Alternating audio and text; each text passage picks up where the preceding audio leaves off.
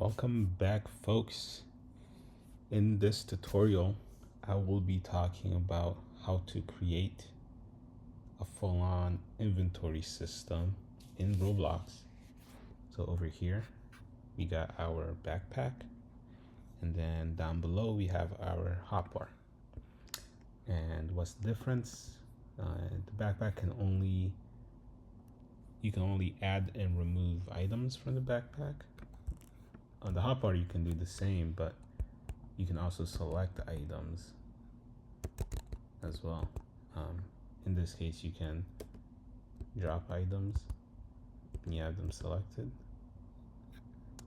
And when you pick them up, they end up in the backpack. You can't see it here, but it shows the number of stacks next to the item. So you can also split stacks by shift clicking, which would half the stack.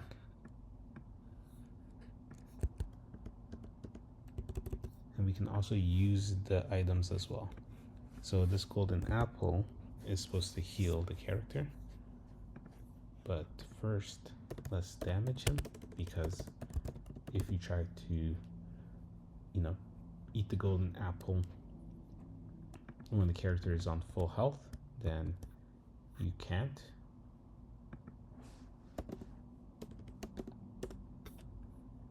So we've damaged the character. It should be damaged. Doesn't see the health bar, but let's see.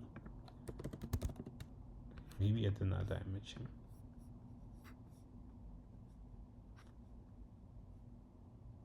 Oh, I said the wrong thing. I said health display.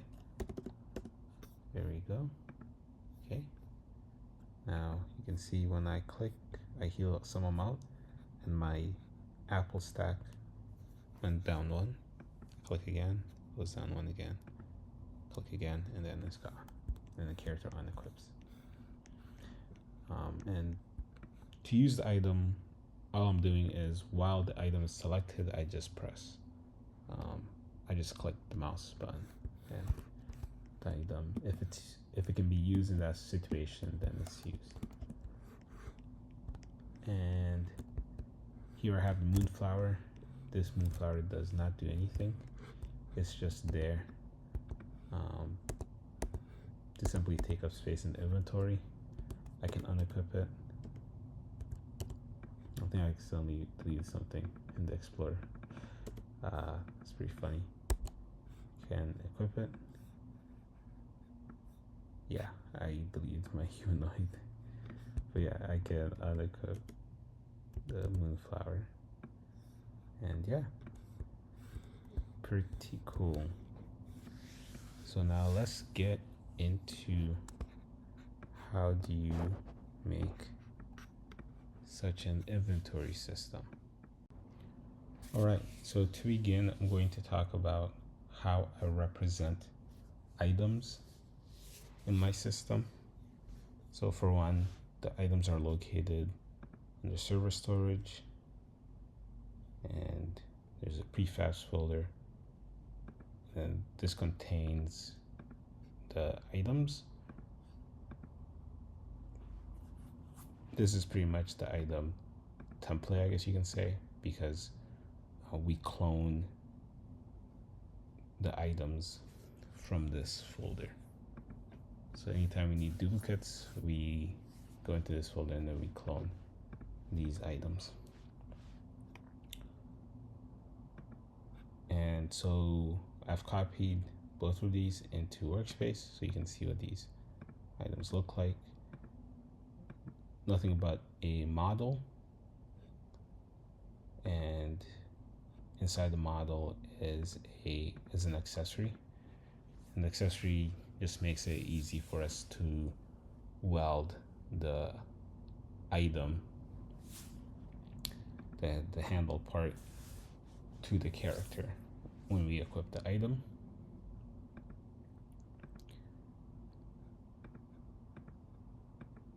And yeah, you see there's this heal on use script for the golden apple. If you recall, when we had the golden apple selected and we press click, it heals us. So that heal goes through this heal on use script. But you also see there's this instance data module script. And this is a pattern I like to use. And you'll often find with the way I organize my code, you'll find that you'll have these instances, usually models that have a module script under them with the name instance data. And this is because the system I use is a component-based system. And I use these module scripts to specify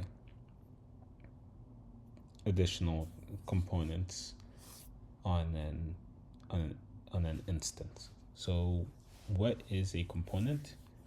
Well, the way I like to explain it is think about Roblox instances. For example, body velocity, right? Whenever you add body velocity to an instance, it gives that instance additional functionality, right? The ability to be propelled through physics. Or think about proximity prompts. You add proximity prompt to an instance, you child it. Now that instance, has a proximity prompt. That part has a proximity prompt associated with it. Or like a click detector, you child it to a part. Now that part becomes clickable. So through these instances allow you to. There are certain instances in Roblox that allow you to extend the capabilities of an object, usually a part, right? So think about components as sort of custom instances.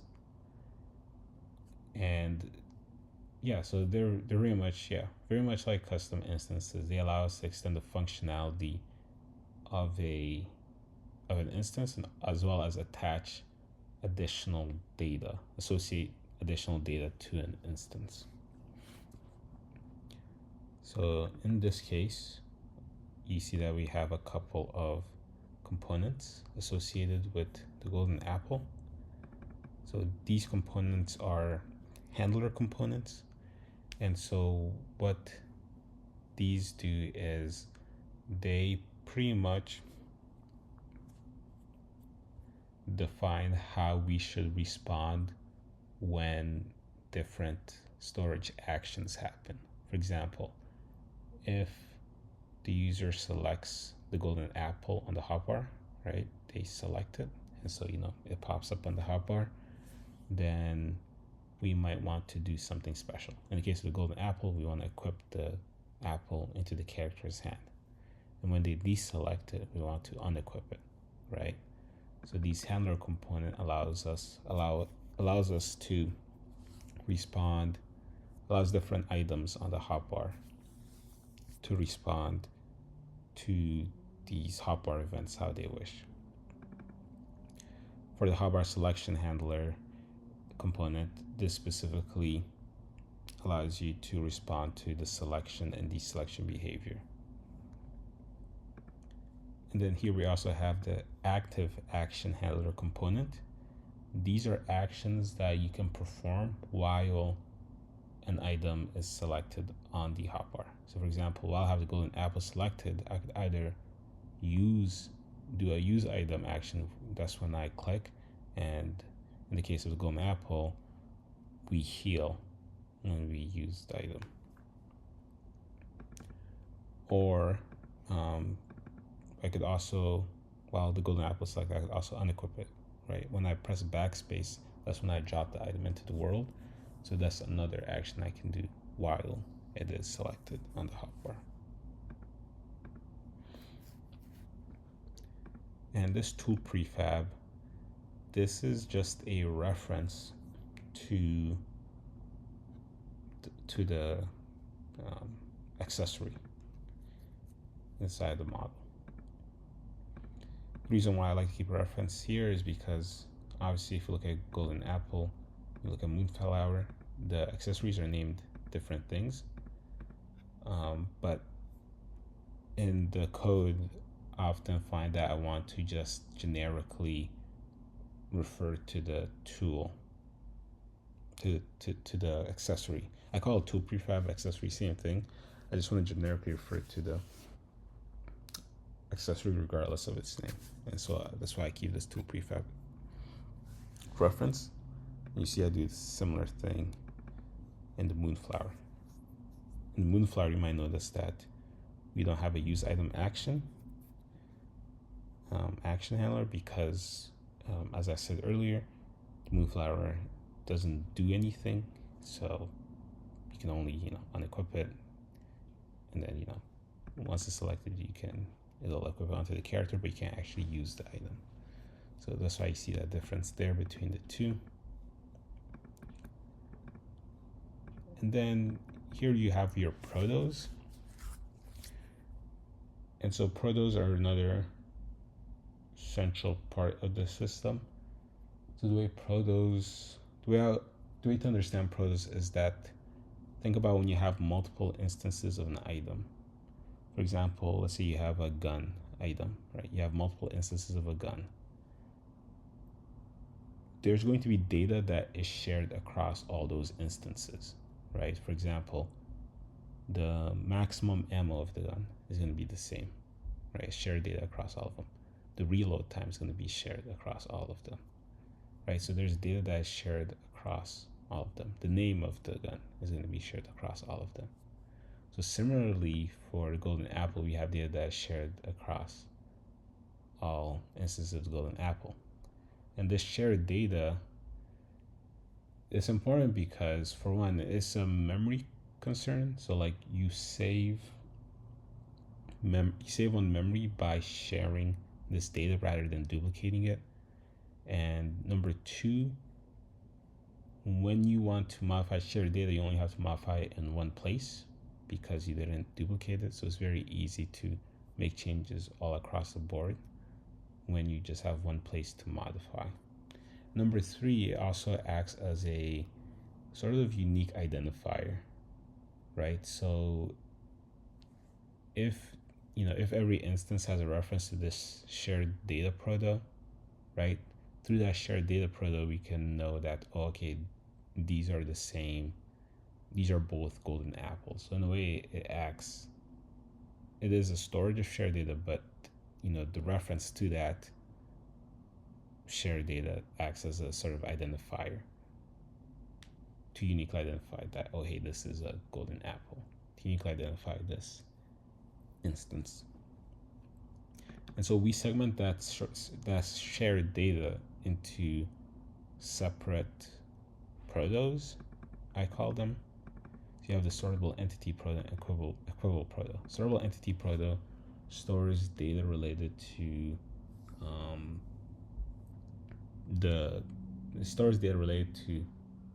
how the instance should show up in the storage, right? So it stores inventory related data for this instance. So to see what that looks like, you can see here what's relevant here is the display name and the item type. The display name is the name of the item. So when we put the golden apple in the inventory, you see that it has the slot text is golden apple, and that's because it's reading from here. And then the item type is just to say that this is a usable item. You might say, as opposed to what? Well, in your game, you might have other types of item. For example, you might have a weapon, and the weapon is obviously not a usable item because it's not like a single use thing. If you have a weapon equipped, you can use it as much as you want. So that'd be different. And then you have the golden apple equipable proto. This is information related to how to equip the item on the character. So it contains configuration for that. For example, when we have the golden apple in the world and then we equip it onto the character, we want the golden apple to appear smaller in the character's hand than it does in the world. So So the scale factor defines like, okay, I want it to be 1/2 the size when it's in my hand, for example. You can add other things to this proto, for example, like where exactly do you want to equip it on the character, etc., etc. So it's all based on what you need, what's relevant for your game.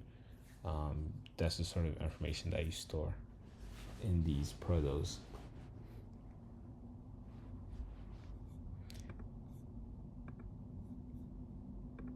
So yeah, that is a brief explanation on protos and components. Okay, so let's take a look at the action handlers.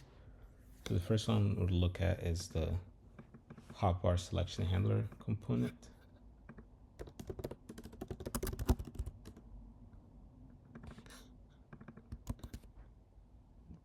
So as you can see, there's this hotbar selection handler map, and this is a map. This maps the storage, specifically the storage name, to a handler instance. So in this case, we map hotbar to the select equip item handler. And to see what that looks like, select equip item handler. This should delete this. So what this does is when the slot selected, it gets the owning character. We can get the owner of the storage, which is the character, and we can get the equip controller component. And then from there, what we do is we get our tool prefab, which is the accessory. We clone it, and then we equip the clone of the item onto the character. So if this is the golden apple, then this would be the accessory we're cloning and attaching to the character.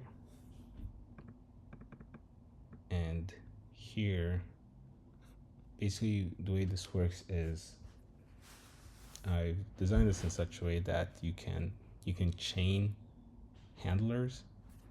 So if you wanted to do something else on selection of the item, all you have to do is basically wrap another handler, like, pass another handler, and it'll be called in a chain.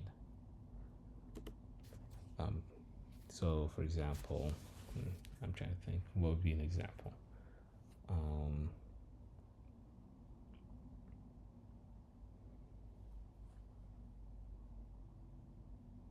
Yeah, maybe we want to show something above the character's head if they, if they select this particular item.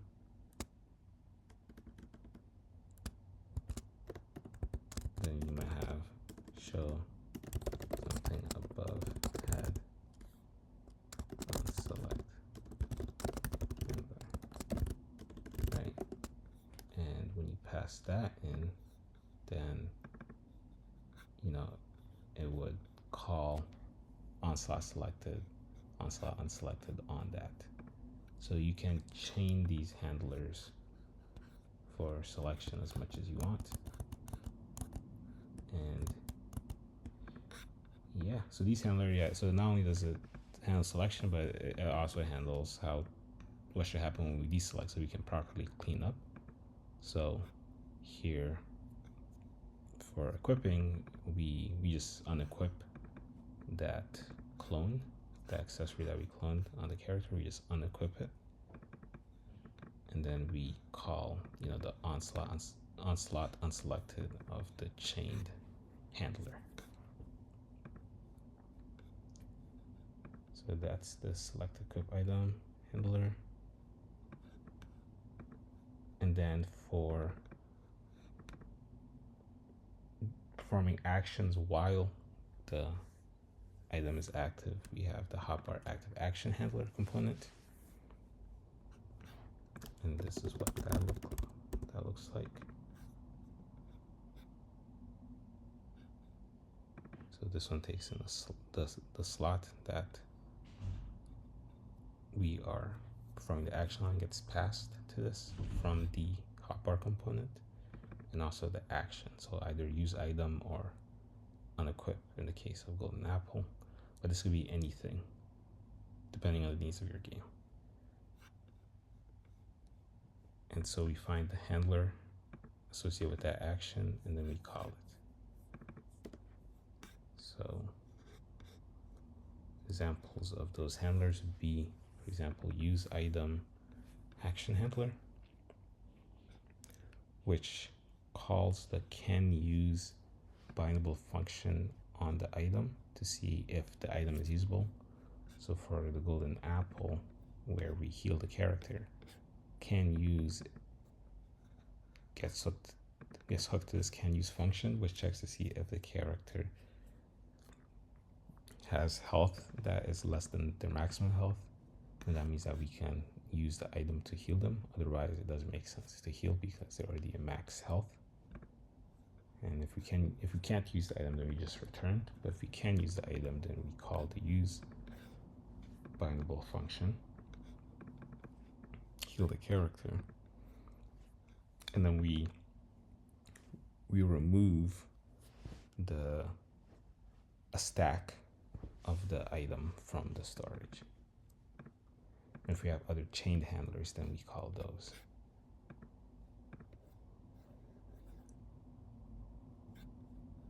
And then the unequip item action handler, what it does is, so when we have the item golden apple selected and then we drop it, we want to drop a clone of golden apple. So take this model, clone it, and then drop it into the world. So we also add this pickupable tag, which I'll explain in a bit what that does. Pretty much is what allows us to add, to show like a proximity prompt when the item is in the world. But this is to just drop the item right in front of the player, two studs in front. We parent to workspace, and then we remove a stack from the slot. And we call any other chain handlers. So I'm going to explain what this tag is. So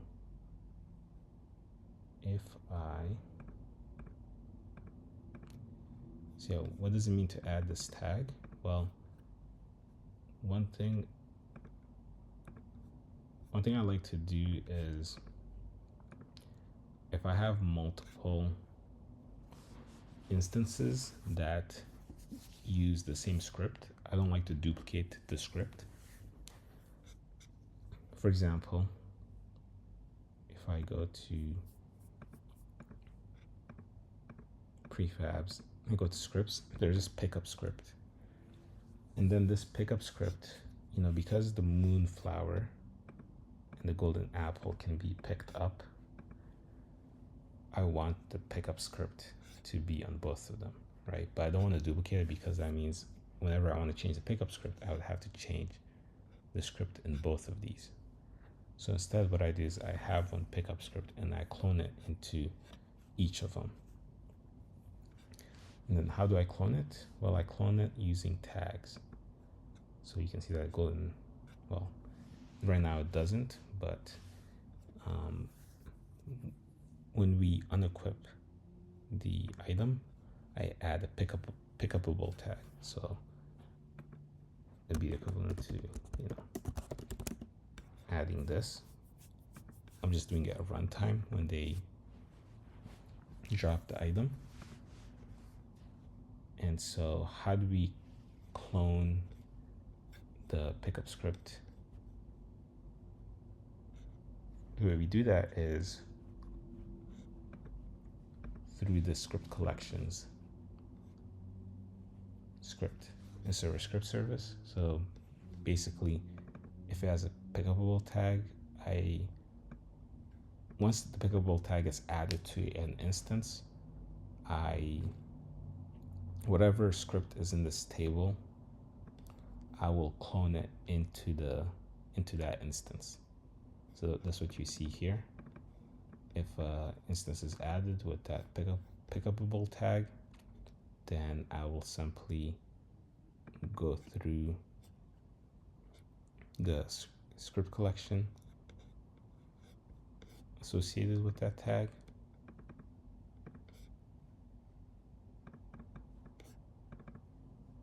and then clone every script of that collection into the instance, and then on remove.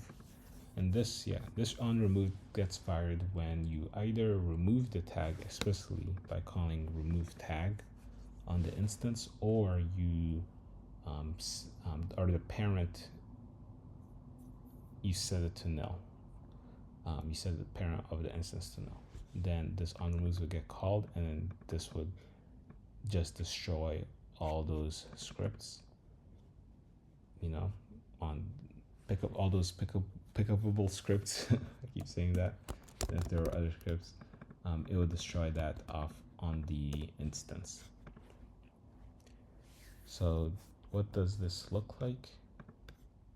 So if I play the game, my golden apple. So just to show you, in the backpack, you can see we have golden apple.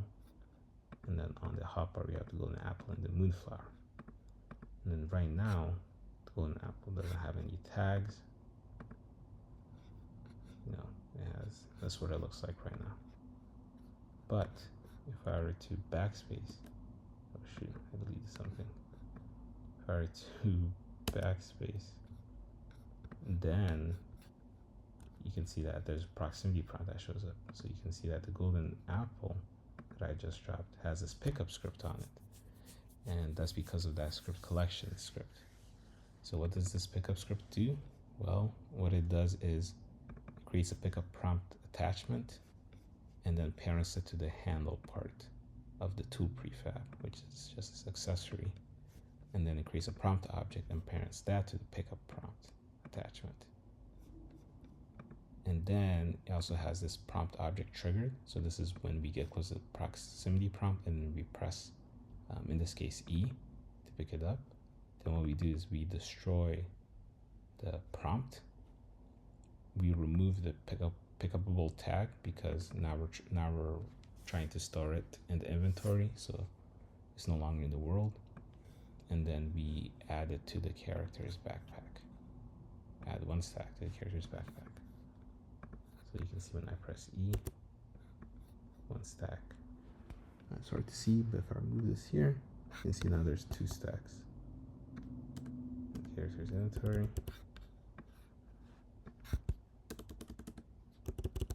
Just like so.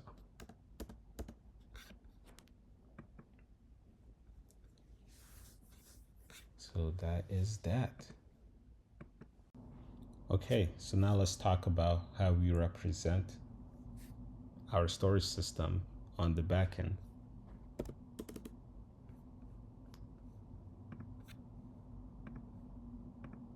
So the way we do that is we represent the storages as components, actually. And so the first storage component I'll talk about is the basic storage component. And then, you know, the next question that follows is, if we represent the storages as components, then which instance are we attaching that storage component to? And the answer to that is we're storing it on the character. So if I go to start character scripts, you can see that, recall, everything in starter character scripts gets parented to the character at runtime when we run the game. So that includes this instance data module script. So through this instance data module script, I'm extending the functionality and data associated with the character. And so you can see we have 3 components on the character that we've added. So there's the basic storage component, there's the hotbar component, and there's the equip controller component. The equip controller component is what allows us to,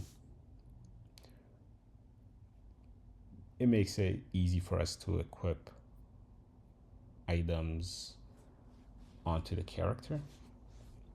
So we use that to equip the golden apple, for example, onto the character. Just any sort of, anytime we need to equip something onto the character, this equip controller component facilitates that for us. Then there's the basic storage component, which I use for the backpack. So the basic storage component is the basic storage, and what is meant by that is you can only add and remove items to the storage, and you can also move items around within the storage as well. And this is as opposed to, for example, the hotbar component. The hotbar component is an extension of the basic storage component. And in addition to being able to add and remove items, you can also select items, deselect items, and also perform actions on items while they are selected. And so, for example, in the golden apple, while it's selected, you can use the item or you can unequip it.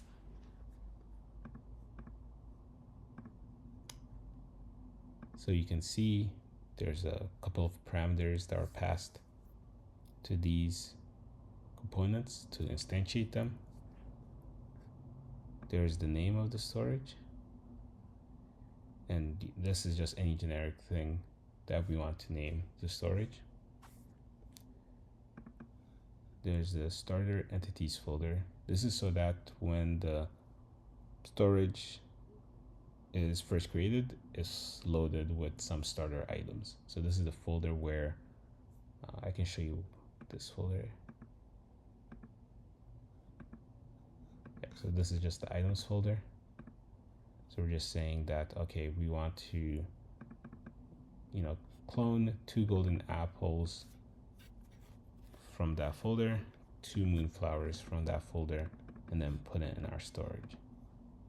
And there's this number of slots parameter. That's the number of inventory slots we want for our hotbar. So our hotbar has 9 slots.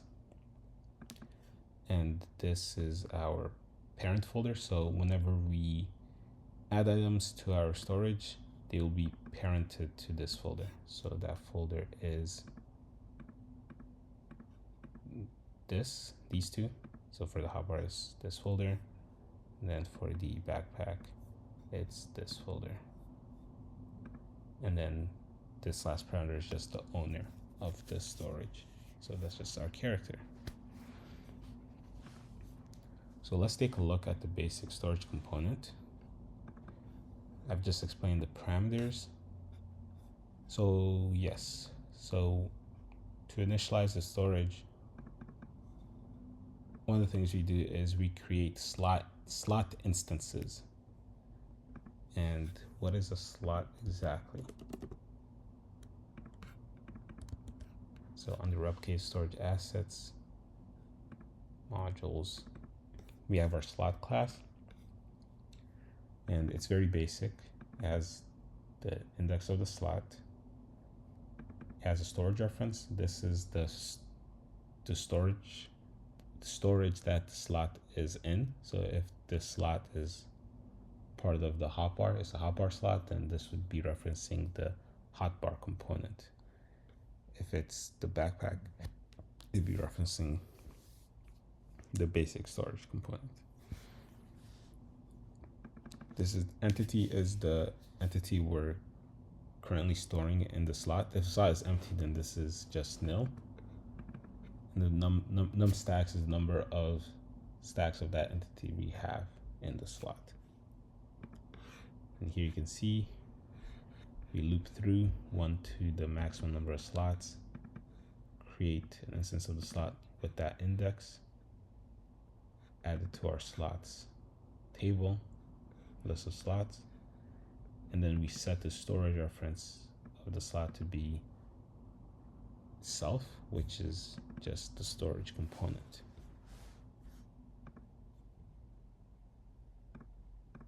Here we have a few events that external parties might be interested in. So outside of this class, this component, we might be interested in knowing, oh, when did an entity get added to the storage? Was an entity removed from the storage? Did an entity move within the storage? So this on entity moved, I just want to clarify, this is when you move the entity within the same storage. So like if I move the entity inside the hotbar from and to the hotbar, this would fire. If I move the entity from and to the backpack, this would fire. If I move an entity from the backpack to the hotbar, then on the backpack, on entity removed would fire, but on the hotbar, on entity added would fire. So we remove it from one and then we add to the other. So these two are relevant for cross storage moves. This is relevant only for inter-storage moves. So when we're moving from and to within the same storage. This add starter entities function, this goes ahead, loops through starter entities, clones the entities in that starter entities folder, and then adds it to our storage. So this add entity function takes in 3 parameters, with the third being optional. So the first parameter is the entity we're adding, and then the number of stacks that we want to add of that entity. And then the third parameter, if you do pass it, is a specific slot where we want to put that entity. If it's not specified, then we call this function get earliest available slot. What that does is it loops through and then it checks to see if there's already, it primarily checks to see if there's already an entity in the storage of the same type. So if there's already a golden apple in the storage, then it will simply add, it will simply return that, the index of that golden apple, so that we can add another stack to that golden apple. But if it doesn't find any entities in the storage that are of the same type, then we'll just find the first empty slot and return that. And how do we know that the entity is of the same type? Well, we use this check is same type function. And recall how I mentioned that you can use a proto as a sort of identifier for a item. So we just check to see if the entity within a slot, if it has the same storable entity proto, right? Because if recall, instances of golden apple would reference the same storable entity proto. Oh, I should also mention this util funcs module. So I want to draw your attention to these two functions. Ignore everything else. So this is what we use to get the components off of a instance, off of an entity instance. I keep interchanging them. Entity instance item, whatever. And then we use get protos to get the protos off of a instance. Yes, to get the protos off of an instance. So you can see all it does is off of the instance, it gets the instance, it requires the instance data module, and then does dot components or dot protos to access what we're interested in. So that's all we're doing. We're just comparing protos.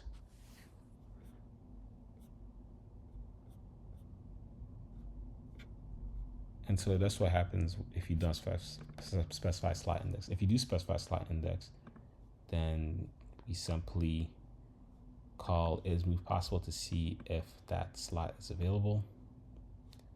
So isMovePossible, what does it do?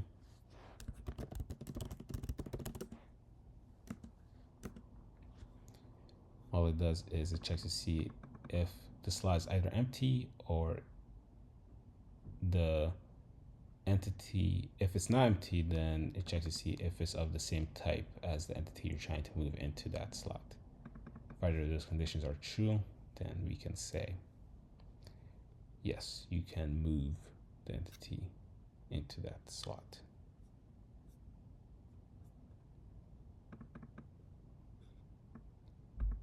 And then if the slot is empty, then we set the entity of that slot to the entity you're trying to add. And then we set the parent of the entity to be the parent folder. We call the parent folder as one of, in this case, one of the backpack or hotbar.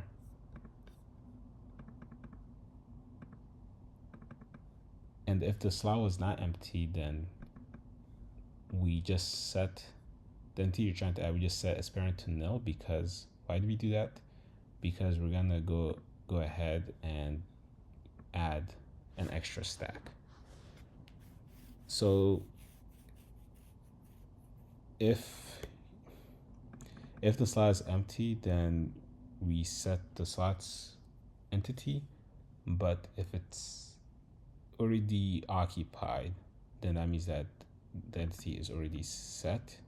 So we just have to go ahead and increment the number, the stacks, the stack count of the existing entity. So we can just go ahead and basically destroy whatever entity it was you're trying to add. And then we have this onStacksAdded function. This is pretty much informing external parties that, oh, hey, we've added an entity to the storage. So one of those parties is, recall, on the Golden Apple, we had these handler components. So we call functions on those handler components to say, hey, handle this event. So in this case, that if you're interested, if the item is interested in knowing about the addition or removal of the item from storage, then it would have an instance of storage add move handler component on it, and then we call the onAdded function off of that component. But if it doesn't, that means it's not interested. That's why we have this if add remove handler, because it's optional. If it doesn't, then we simply don't do anything. And then we have this onEntityAdded bindable event, which we fire. This is for any other external parties. I'll show you usages of this in a bit.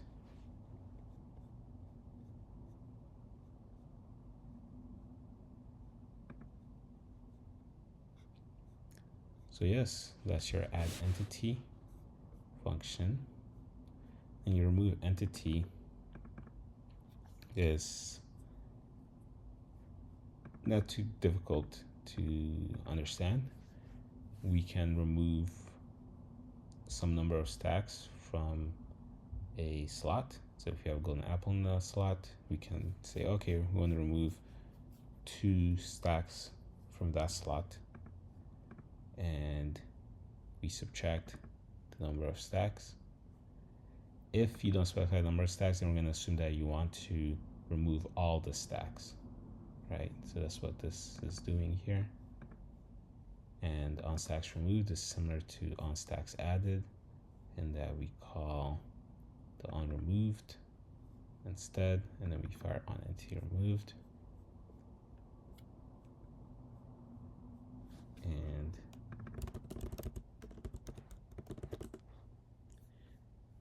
yes, if the number of stacks is 0, then that means the item is gone. So we remove the item essentially. We set its parent to nil, and we set the entity reference on the slot to be nil as well. Then we return the entity that we just removed, because sometimes it's useful. It is useful to have a reference to that entity. So just in case we need it.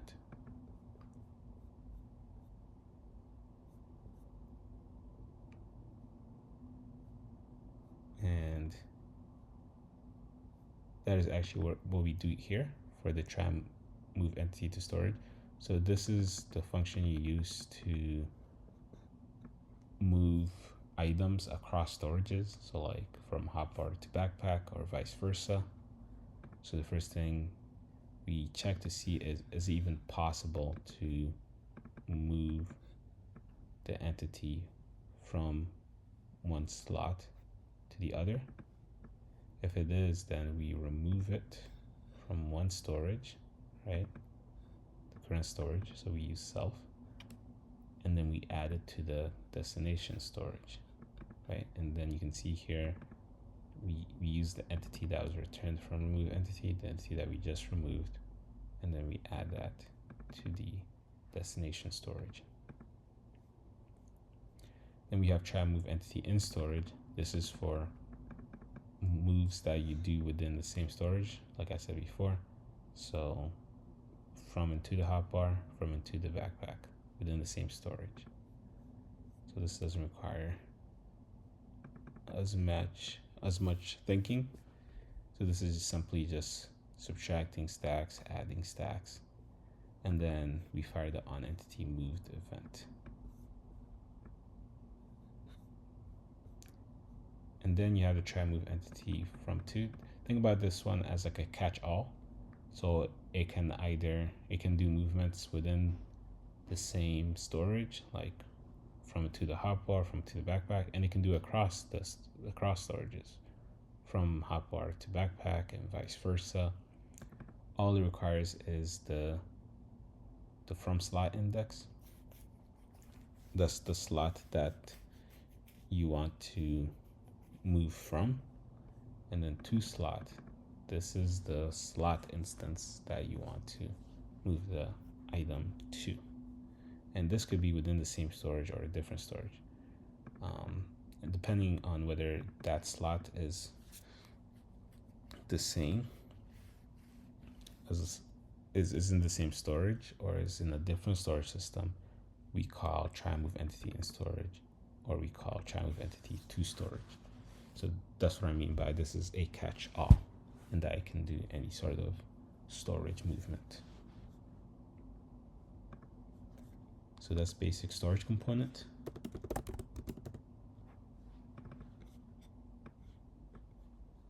And then you have hotbar component, which is an extension, like I said, of basic storage component. So that's why you see we set the meta table of hotbar component to basic storage component, so that it also has all the same functionality that basic storage component had. And then we also extend it to, so that you can select the hotbar slot. So with the hotbar component, there's a concept of an active slot, which slot is currently active. So when you select a hotbar slot, one thing we want to do is we would want to deselect whatever was the previously active one, and then make active whichever one is you selected. If you try to deselect the active slot, then we just want to say that the active slot is nil because nothing is currently selected. And then while the slot is active, we can route actions to the active action handler. So this is your use item, this is your unequip that we route here, right? And then also in hotbar component, we override the onStacks removed. function that was present in basic storage as well. So the reason why we override it is because when you remove stacks, let's say that you have golden apple selected, and there's 3 stacks of golden apple, and it's currently selected on the hotbar, and then you press backspace to drop a stack into the world, right?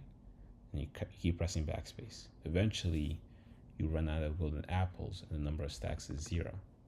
So when that happens, what we want to do is we want to deselect the active slot because it's not empty. So we just want to deselect it before doing any further removal logic.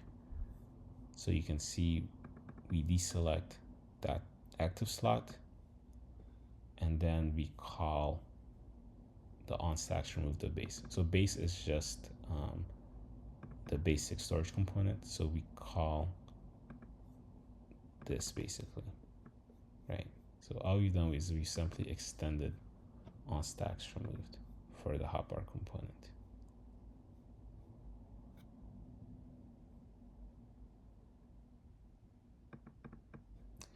I don't know why I have this function here, considering all it does is call the base. I could just remove this.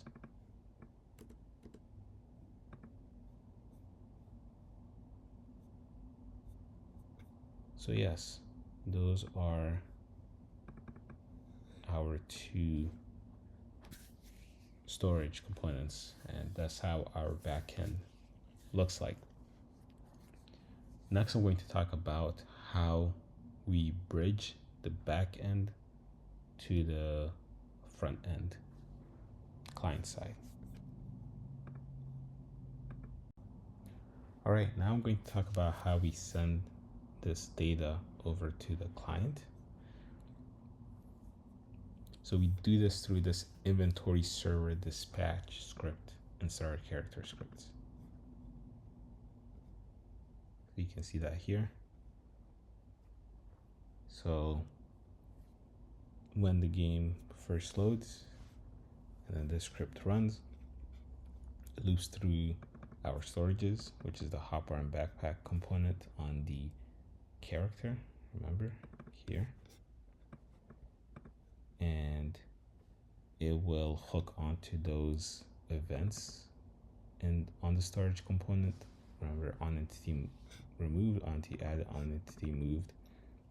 So whenever those events happen, we fire a remote to the client with the information of what changed. So in the case where an entity gets added to, let's say, the backpack, we gather that data. We gather the data off of the golden apple, let's say, that's relevant for the client, and we send it over. To see what that looks like, I can open up this client data gather module.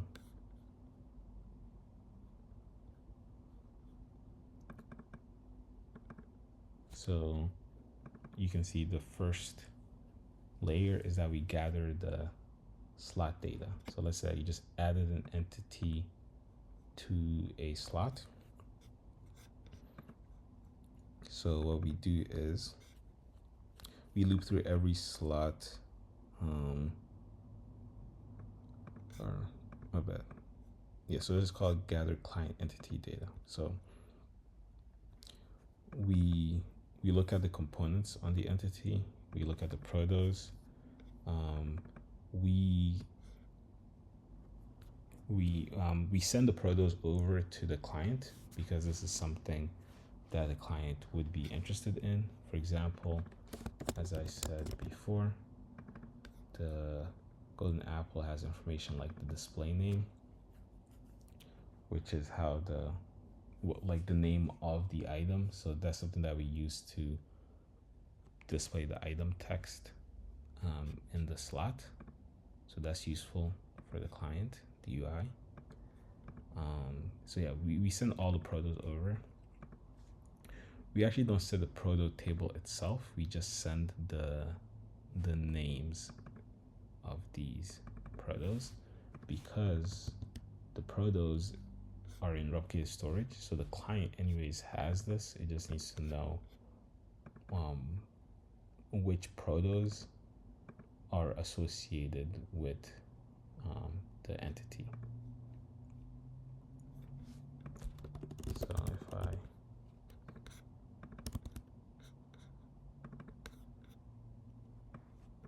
these protos right here, it doesn't need the tables themselves, it just needs the names. So that's why you can see we get the prototype.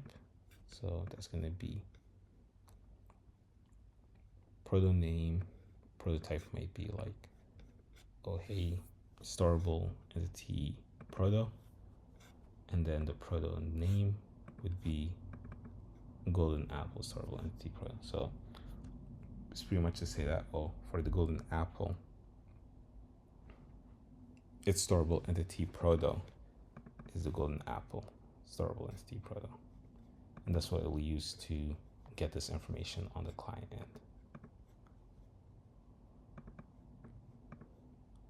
And then you don't have to worry about this. This is if like we had instance data, like, you know, inside the components that we want to send over to the client, which we currently don't. So this does nothing right now. So yeah, this is the module we use to gather data for the client.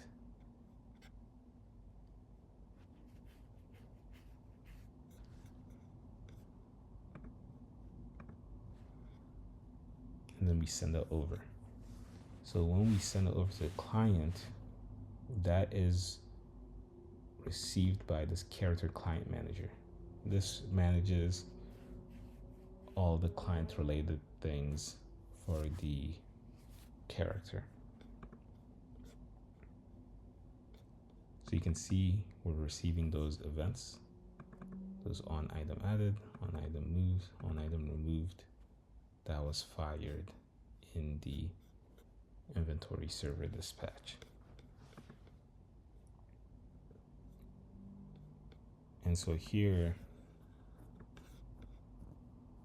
I guess the first thing we do is on load, we call get storage slots. So we invoke the server to get the storage slots, and then we set the slots like initially to initialize all the slots to begin with. And then from there on, if an item gets added, if it gets moved, if it gets removed, we update the storage. So you can see here we have something called storage models. Storage models are here. So it's similar to how on the server end you have the basic storage component, and then you have the hotbar component. On the client, we have the basic storage model and the hotbar storage model. And so these are these are like the client side representation of the inventory system. So basically it's what holds the inventory data on the client. If I were to show you replicated storage UI modules. Oh, my bad. It's in replicated storage access modules, and then you have client storage component.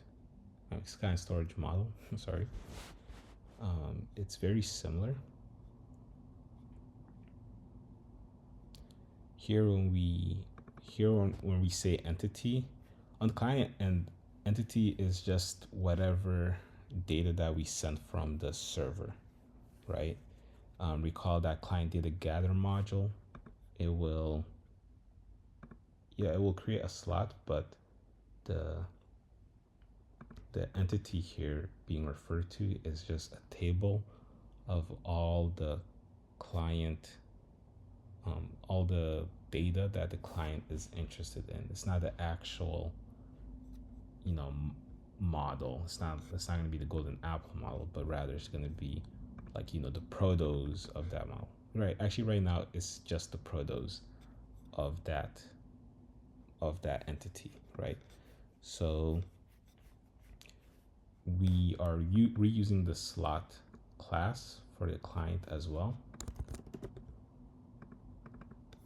but entity now on the client end is not the model, is the in right now it's just the protos, but you can add more to it. So this is just the data that the client is interested in. So that's the client-side representation of the entity that we're referring to here. And yes, so just as before, we have all these events to inform external parties. And I'm going to, on the client, I'm going to explain a bit what those external parties are that might be interested in these events. And then as before as well, we have the client hotbar model, which extends, right, client storage model. That's why we set them at the table of client hotbar model to client storage model. And this one has additional functionality. You can select the hotbar. You can select, deselect items on the hotbar. Well, in the case of the client side, you're selecting and deselecting slots. So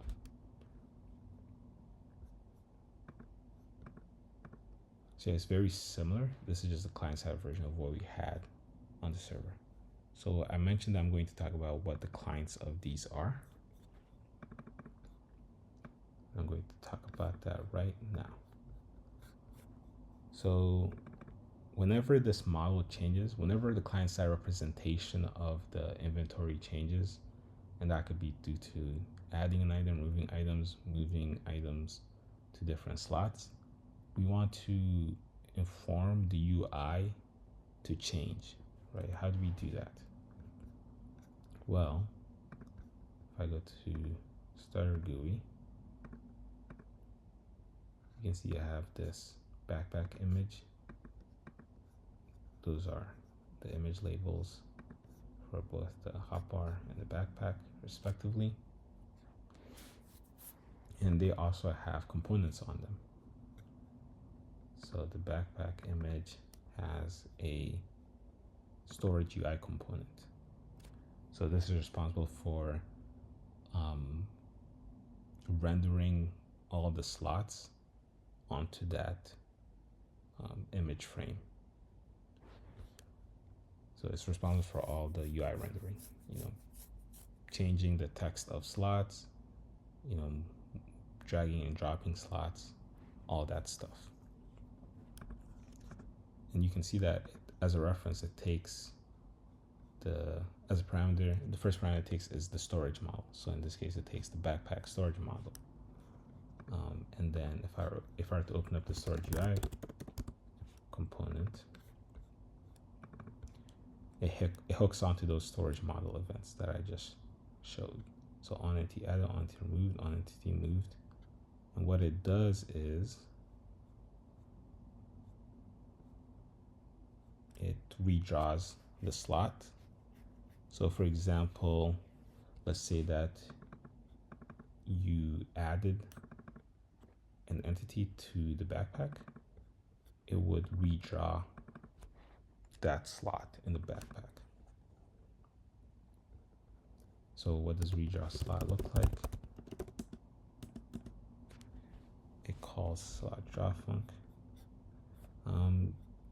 Ignore the fact that there's a slot draw func. So before, what I want to do was to make it so that you can pass in the drawing function as a parameter to the component. But I mean, you can still do that, but there's not really, in my case, it's just not a necessity to do so. But if you want to keep generic, you can.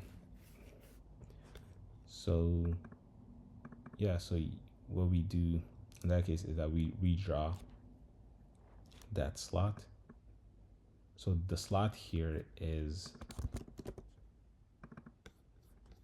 this slot is an instance of the slot class, and then the slot UI.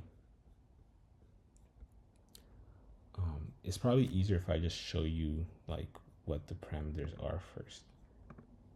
So the parameter storage UI component, as I said before, you have the storage model, and then you have the content frame. The content frame is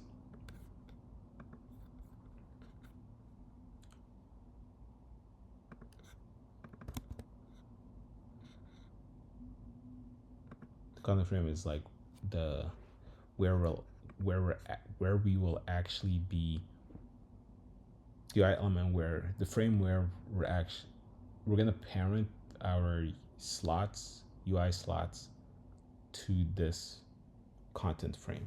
You can see that it's already arranged using a grid layout. So that means that whenever we add these UI slots to it as children, it'll automatically be organized in a grid fashion.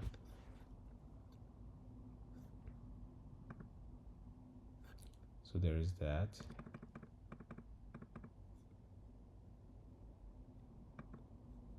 And then you have hotbar slot frame. So this is our slot.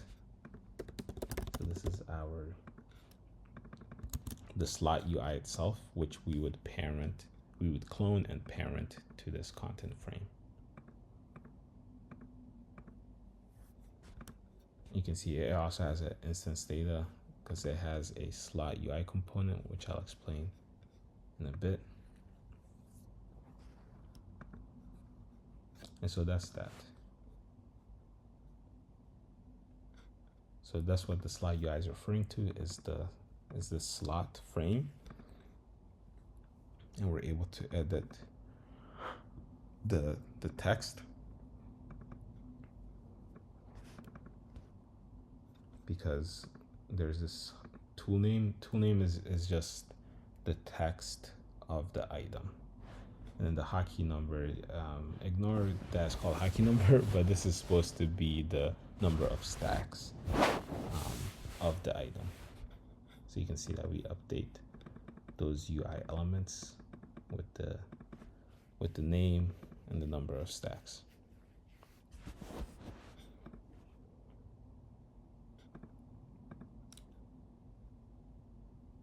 And then, so yes, so then for the hotbar, you can see that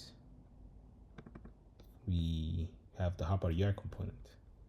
The hotbar UI component is just an extension of the storage UI component. So we set the meta table of hotbar UI to storage UI component, and you can see here we pass in the hotbar storage model, which is, like I said before, this is just an extension of the client storage model, except that now you have the concept of being able to select slots. So you have the concept of like an active slot that is currently active.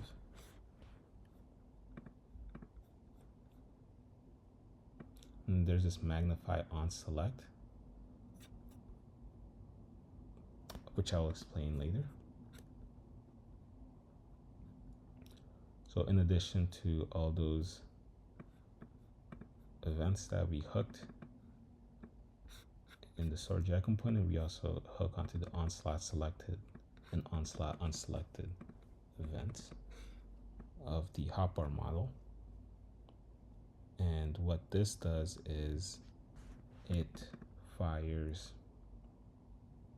well, for one, it'll fire the event for any external party that might be interested in knowing that we selected a slot on the client, which currently is none, but it'll also call any selection handlers. This is on the client side. So what is the selection handler? So in this case, the selection handler component is just a chain of additional UI effects we want to do whenever you select or deselect a slot.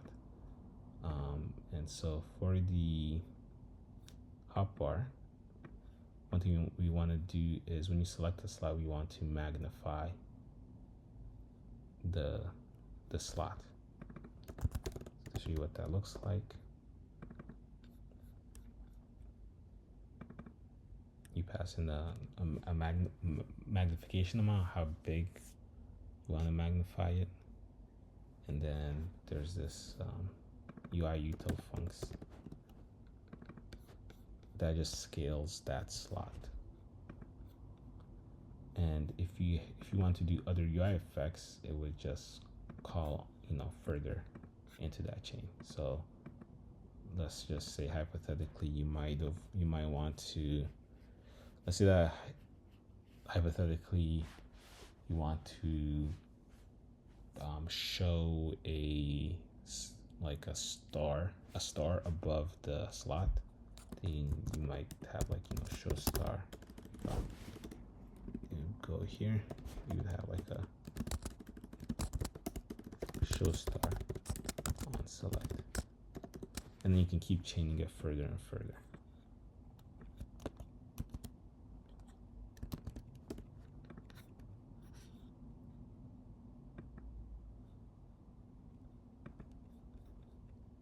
So yes, that is our UI component. Then the next thing I want to talk about is how we handle drag and drop. And the way we do that is, so we have this handle begin drag. That's when you just started, you just pressed on a slot and you started dragging it. And then there's handle drag release. That is when you let go of the mouse button to to drop the slot onto another slot. And then there's this on notify. So what's going on here is that when a slot gets pressed on, the slot will inform its parent storage. For example, if the slot is in the backpack, if that slot gets pressed, then it'll inform the backpack that, oh hey, I was pressed. Or if the mouse button got released on that slot, then it'll inform the backpack that, oh hey, the mouse was released on me, right? And so where are we calling that from? We're calling that from the slot UI component. Remember the hotbar slot, these slot UIs, they have the slot UI component. And then if I go to slot UI component, you can see it takes in, the first parameter is the selectable slot UI. And what the selectable slot UI is the actual image of the slot itself that we want to, is the clickable portion of the slot UI. So that's the slot image. And then the click down EV, that's the event we want to use as an indicator that we pressed the slot, we click down on it. So that's just the mouse button 1 down, and then this one is for release, mouse button 1 up, and then this is the key that we're going to use to split the stack. So that's the split key. So if we want to split a slot, because normally if you just click and drag, it's gonna take the whole slot along with it. But if you shift and then click, it will split the stack so that if you had a stack of 2, then 1 would follow the mouse and 1 would still be in the originating slot. And so we use the storage reference. And yeah, so whenever we instantiate, I should explain, whenever we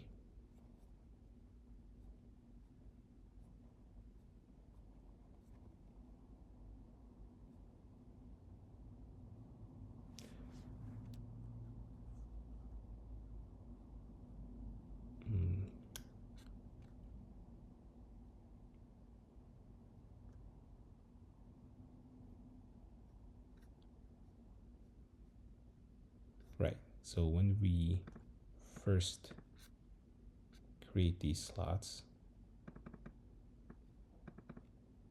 call add slot, and then we set the storage reference of the slot UI. So you can see here we clone that hotbar slot frame. We get the components, we get the slot UI component, and then we set its storage reference to be,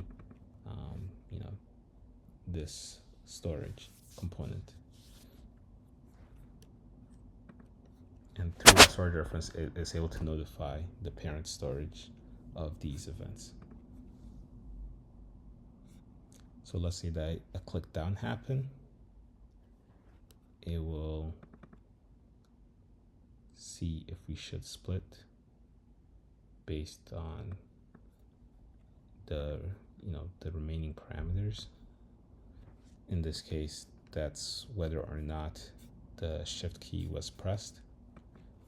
So it'll pass that true or false value to this handle begin drag function. But first we check to see if we can drag the slot, and there's reasons why you might not be able to. So for one, I have this drag drop enabled parameter that you can pass to a storage to specify whether you want drag drop enabled for the storage to begin with. If it's disabled, then we can't drag, or if the slot is empty, we can't drag either. And then for the hotbar,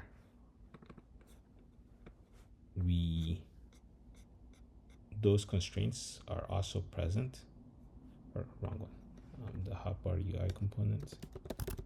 Yes. Those same constraints are also present, so that's why we call base. Base just calls this can drag within storage UI component. But then we also check to see if the slot you're trying to drag is the active slot, because if you have a slot selected, we don't want you to be able to drag it, right? So we check to make sure that, well, for one, like if you don't have any slots selected to begin with, then cool. But if you do, let's just make sure that the slot you're trying to drag is not the one you currently have selected. So that's an additional constraint for hotbars.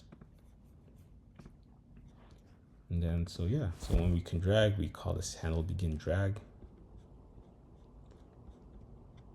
function. So handle begin drag gets the slot UI component. So we check to see if we want to half the stack. So, if they press shift, and that means that we do want to half the stack. And if we do, what we do is we divide the number of stacks by 2. So if there was 4, then this would be 2. If there was 3, it would be 1.5. But because this math.floor, it always rounds down, so it'll only take out 1. And if there's only 1, then this would be 0.5, and then but math.floor always rounds down, so it'll be 0. But we don't want, we can't just take 0 stacks, so we'll just take the 1 stack, because that's all there is. If you're not having the stack, then that means that you're taking the whole thing, so we're going to take all the stacks. So copied slot,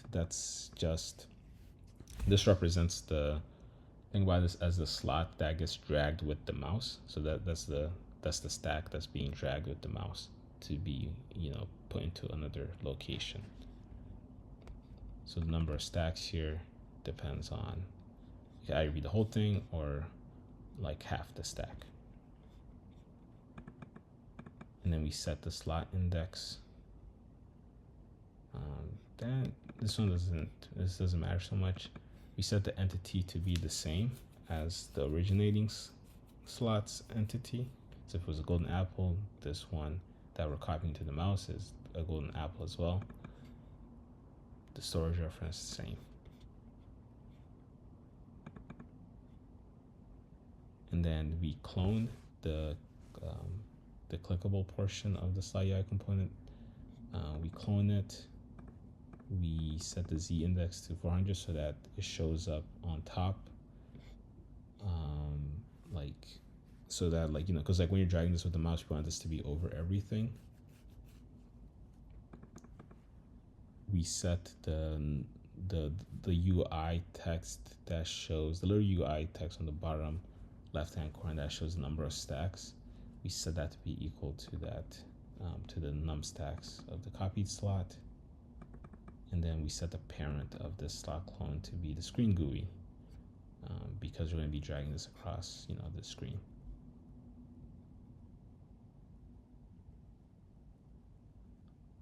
This data is the data that we want to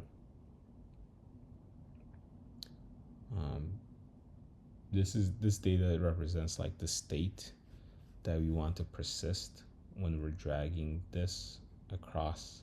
Because remember, we can be dragging the slot across inventory systems, and so we want to persist this state like globally, sort of.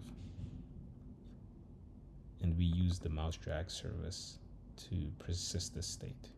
So you can see we attach object to mouse, slot clone, and this data. Slot clone is the UI, like the actual slot UI that was cloned. And then data is simply the slot data that's associated with that UI. So like the number of stacks, the entity, like golden apple, the storage reference of that slot, etc. So let's look at mouse drag service.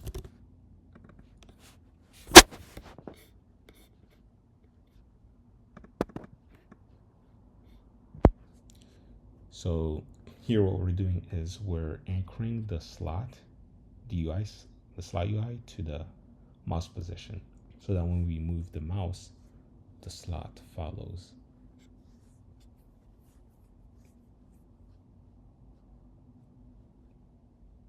So yes, and you can see that there is this unreleased event. So this is what happens when we let go of the mouse button. We stop dragging. And so if that happens, we check host found. Host found is to say, like, did you let go of the mouse button on a slot? For example, if we drag a slot from the backpack and then onto a random portion of the UI that's not a storage, and we let go, then obviously you did not let go on a slot. So we just want to bring all those stacks back to the originating slot. So that's why we simply redraw the slot. We redraw the original slot.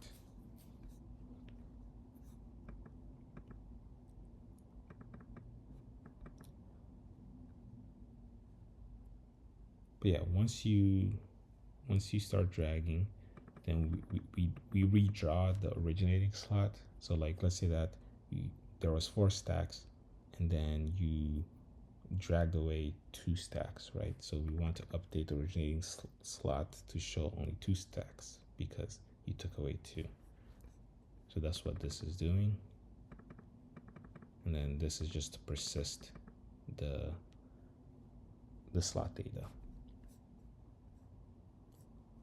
And then, so if we let go of the mouse button on a slot, then handle drag release will be called. And this could be on a different storage than the one, we began to drag on. So let's say you can begin to drag on backpack, and then you can release on a hotbar slot. And then in that case, what we do is we first check to see that, like, is this move even possible? like, is it possible for you to do this move from like slot A to slot B? If it is possible, then we go ahead and we update the number of stacks, the entity, and then we use this fake slot. We use these fake slots to basically just redraw the source and destination slots. Or actually, we're just using it to redraw the destination slot. My bad. And if this drag release gets called, then that means that a host was found. So, or actually no, because just because the drag release happened doesn't necessarily mean that the drag was successful. For example, like let's say that you have a golden apple and you try to drag it onto a moonflower, right? Obviously there are different types.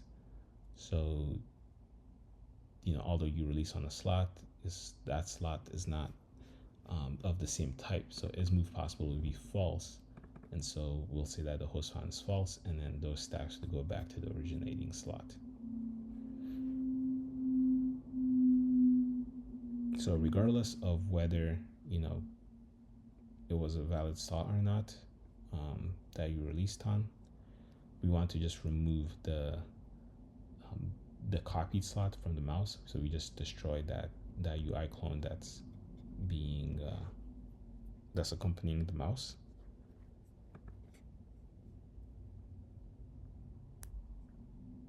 And then here, actually, I don't like calling remotes, like having random remotes inside of components. So that's why I had this to move this outside. But basically, anything we do on the client, we can't be sure of, right? So for one, we need to inform the server, the backend, that this move has happened, so that it can update, information on the backend.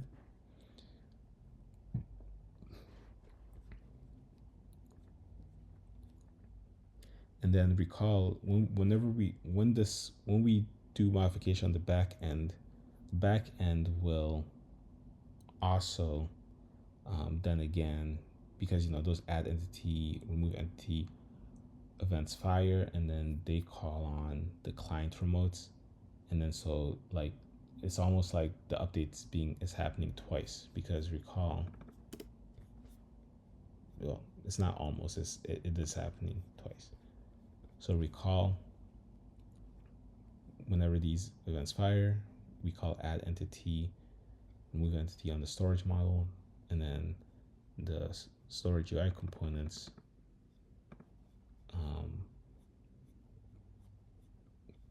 hook on to those events, and then they redraw the slots. So when you initially drag and drop, that's only like a UI change. It doesn't actually change anything in the storage model. It's just a UI effect, right? And then when we fire the remote to the server will actually do the proper checks to see if these storage changes are possible, are valid, and if they are, then it'll inform the client. The client will modify the storage model, and then through the storage model events, we know that a true change has happened, and then we can update the UI again. So the first UI change for drag and drop is just for visual effect, if that makes sense.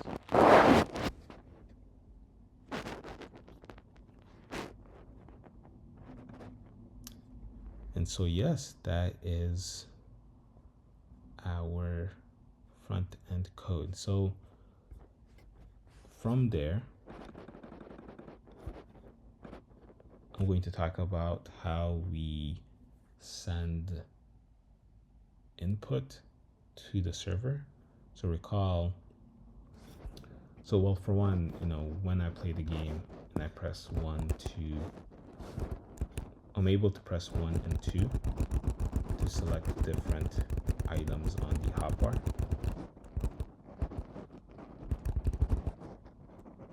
I'm also able to click, like I said, to use the item. I'm also able to backspace to drop the item. And so these input events have to propagate their way from the client to the server. So here I've just hard-coded the keys. This is a mapping between like the slot index and like the number key on your keyboard. I just hard-coded the mapping. You probably don't want to do that. You probably want to write something a little bit more elaborate, but this is just for the sake of the tutorial.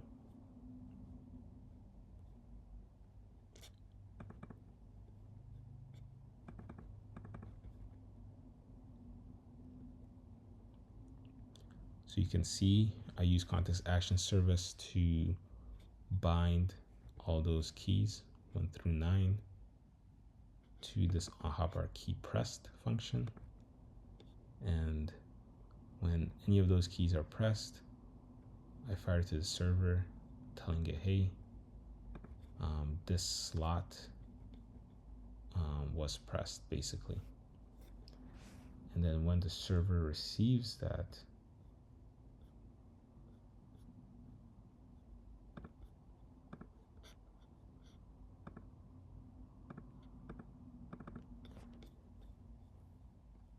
it would receive it here. It will call the inventory server receive on the character. So just like how we have the inventory server dispatch, which sends out, which fires to the client, we have inventory server receive, where we receive we receive requests from the client. In this case, it's saying that, oh hey, we pressed we want to select a hotbar slot, basically. Because we pressed a key, so we want to select a hotbar slot. And so it calls it on the character, inventory server receive, select hotbar slot. We call the select hotbar slot off of the character's hotbar on the backend.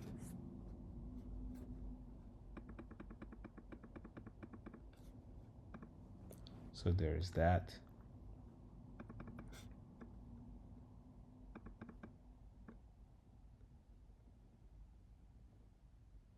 And then, I should also mention, we listen to this on hotbar active slot change event from the server. So because only the server knows when the active slot has truly changed, and we use that to select the hotbar slot on the client off of our storage model. So basically the way things go is you press a key on your keyboard, let's say 1. That fires to the server saying the one was pressed. On the server end, it selects that slot index 1 on the hotbar component to make that slot active.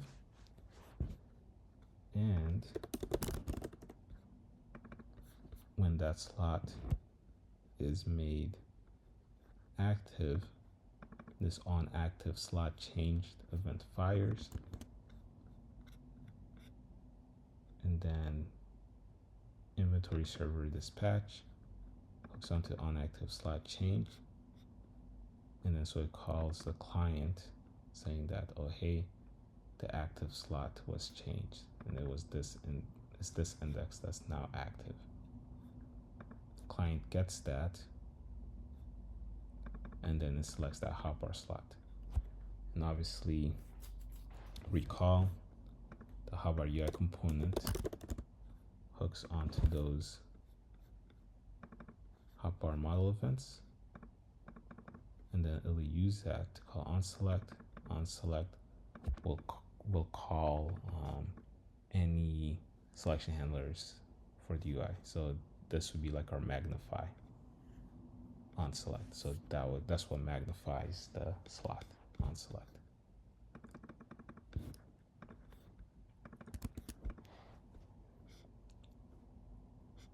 And then from there, recall we have our use item and unequip actions. How these work is basically we associate actions with keys. So for the unequip, that's associated with backspace. For use item, that's associated with mouse button 1. So what we send to the server is these actions, not the keys themselves. This keeps it decoupled so that, let's say for your game, you want to have the option where users can change the keys associated with this action. Maybe they don't want unequipped to be backspace. They want it to be, I don't know, the command key, control key instead. They can do that, right? Because the server will still receive the unequipped. So on the server end, it doesn't make a difference. So that is nice. Whereas if you try to send the key, there's problems because now on the server, you'll have to also change code.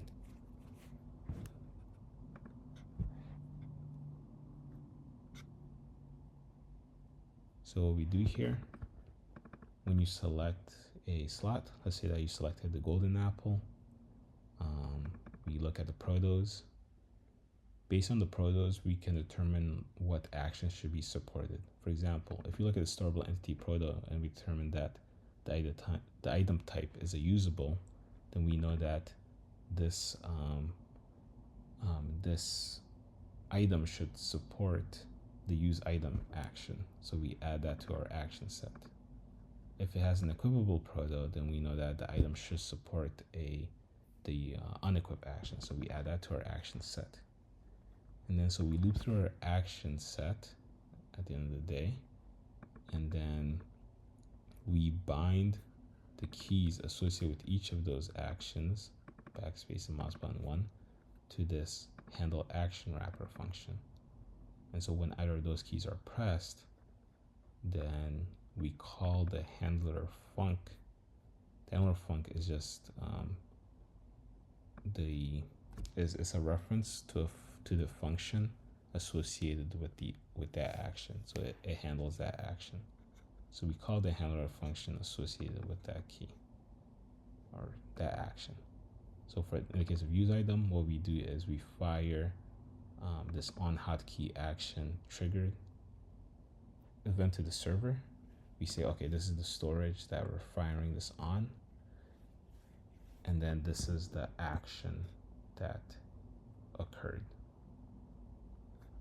And then we do the same thing for unequip. Then on the server end,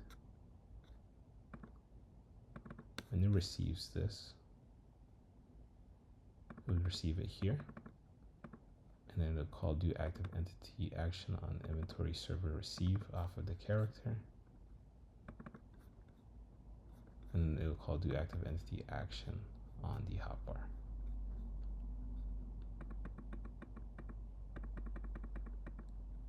So yes, that's how this system is organized.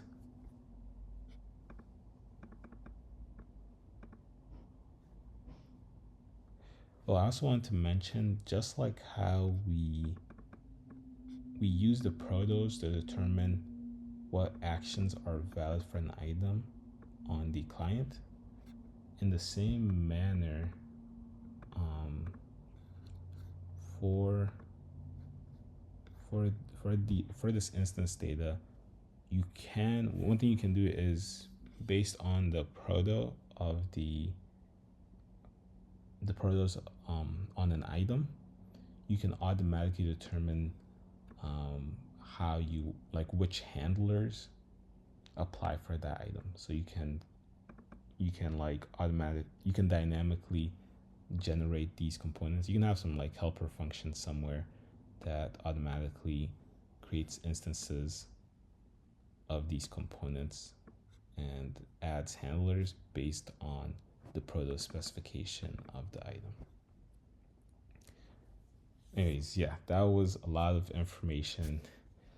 I just wanted to quickly go through and explain each aspect of this system. It's not perfect at all.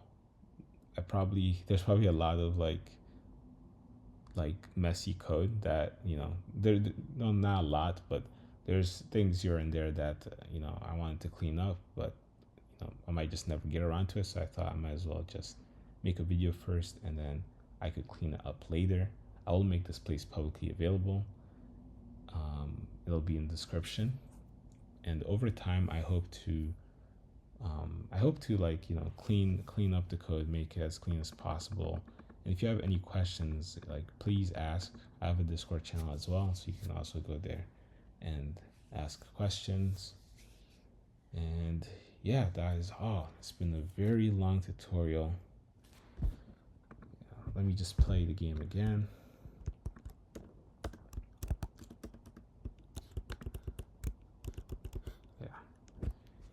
As you can see, that is our inventory system.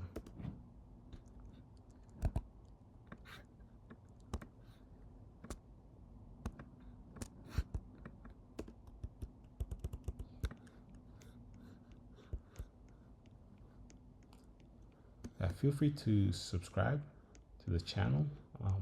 The YouTube analytics are showing me that most people are not subscribed to the channel. So if you'd like to see more content like this in the future, stay tuned and peace.